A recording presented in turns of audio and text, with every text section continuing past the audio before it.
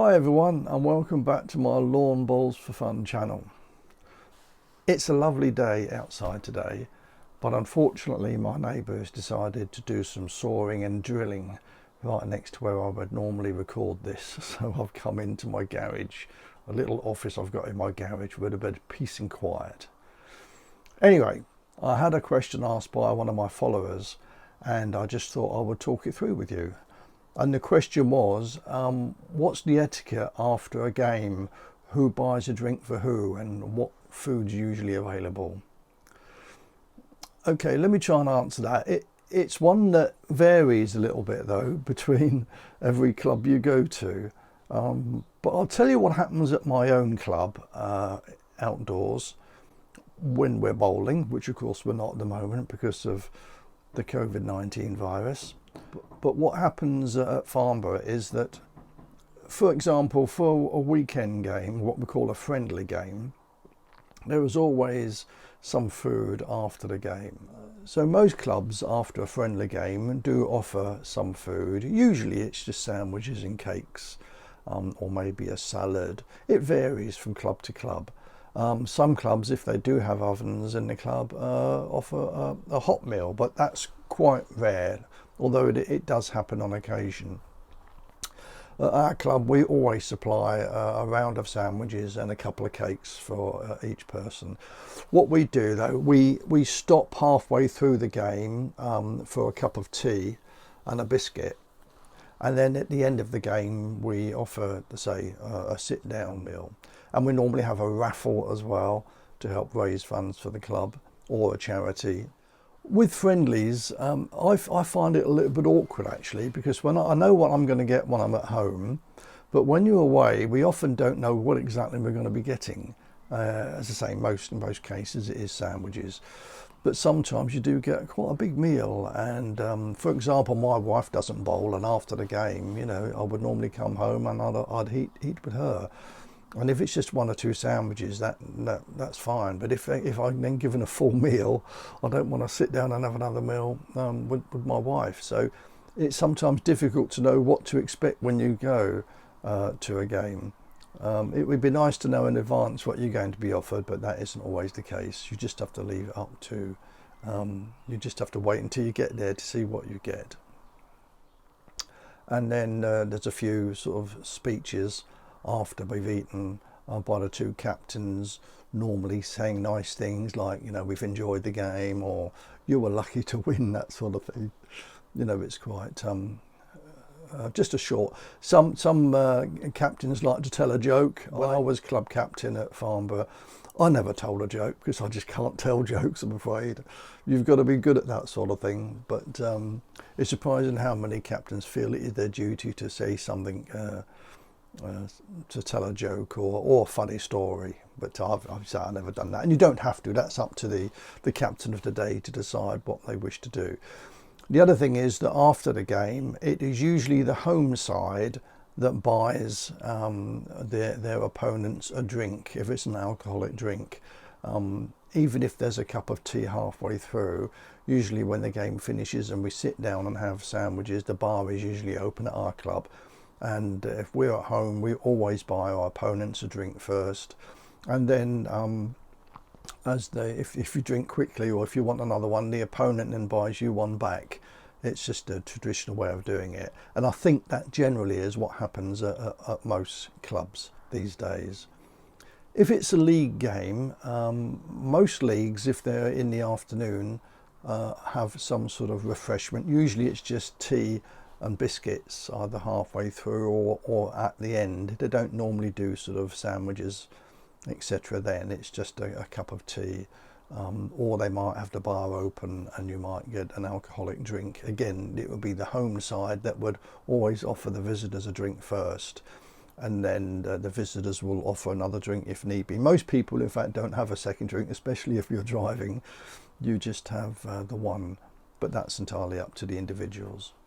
In the evenings, most leagues have what they call a supper after the game, and again that varies between just, you know, we often do sandwiches and pickles and some sort of salad, which you can pick at the table. The table is all laid out, There's normally some cheese and some ham. Sometimes clubs just do ham and cheese rolls, and also clubs sometimes do something hot, especially if it's quite cold out. If it's early on in the season or late season and it's quite chilly, if clubs have got an oven, they might do a pasty and chips or something, or another hot meal. But generally, in most cases, it's just sandwiches, made up sandwiches, or you make your own from various cheeses and pickles that are on the table. Again, it is always the home team that buy the visitors a drink first, regardless of the result. I used to think initially that it was the winners bought the losers a drink, and maybe some clubs do that, but I think in general it is certainly in the United Kingdom it is the home team that buy their opponent. So if I'm leading, it's my opponent, I would ask if what they wanted to drink. The last thing is that if the bar's going to get quite busy after a friendly game, sometimes you have, while the game is in progress, a little sheet come round, and it's numbered 1 to 4 if it's a rinks game, and each person, the lead 2, 3 or 4, put down what drink they want and what their opponent wants as well. It just means that the bar steward can get those drinks ready for when you come in, because if you've got a game using 6 rinks and there's 8 people on each rink, that's 48 people all heading towards the bar. If they all end about the same time, it's going to be pretty chaotic. So a lot of clubs now do that, where they prepare each table's drinks before the game is finished, and that saves a lot of time. One other point about games is that many years ago, some clubs used to charge a rink fee, so visitors would pay to play on the green, and that money would also possibly be used towards the cost of food.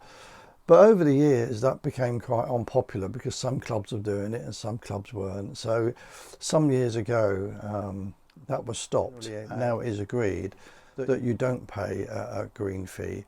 What you do is the people that are playing at home pay a fee, and that fee pays for the cost of the food for that day. So we at Farnborough, every time a member of ours plays a league game or a friendly game, they pay another £3. And that £3 pays for the food. In fact, that is home and away, because in fact the £3 per person, which effectively is paying for 2 people because you're paying for your opponent as well, it's difficult these days to get decent food for that sort of money. So we have the £3 fee for away games as well.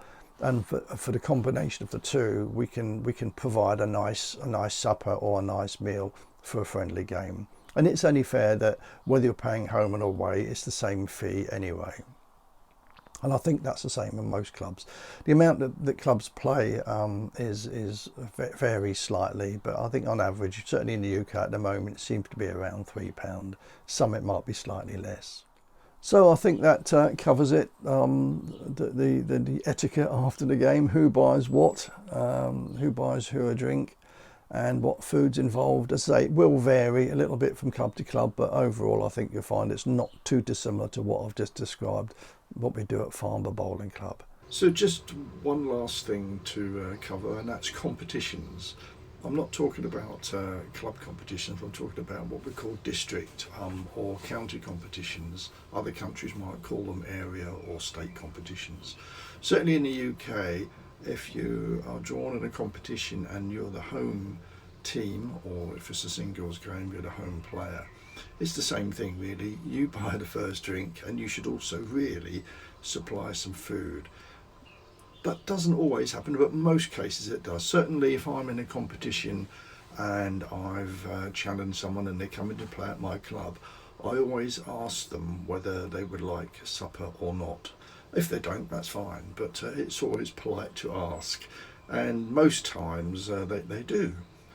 I've been away though a few times, and my opponent hasn't supplied supper, which I think is a little bit rude myself, but there we are. I don't make a fuss about it. I just do think that out of courtesy you should always offer at least some food.